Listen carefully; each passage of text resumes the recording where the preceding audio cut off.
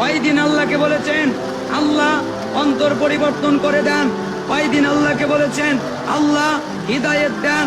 কয়দিন আল্লাহকে বলেছেন আল্লাহ জান্নাতের পথ দেখান? কয়দিন আল্লাহকে বলেছেন গভীর রাতে উঠে আল্লাহ সিরাতুল মুস্তাকিম দেখান? কয়দিন আল্লাহকে বলেছেন আল্লাহ সোজা পথ দেখান? খালি প্রশ্ন আর প্রশ্ন, হুজুরের কাছে প্রশ্ন, ও হুজুরের কাছে প্রশ্ন, তমুক হুজুরের কাছে প্রশ্ন। হুজুর হক দল কোনটা? হুজুর জান্নাতের দল কোনটা?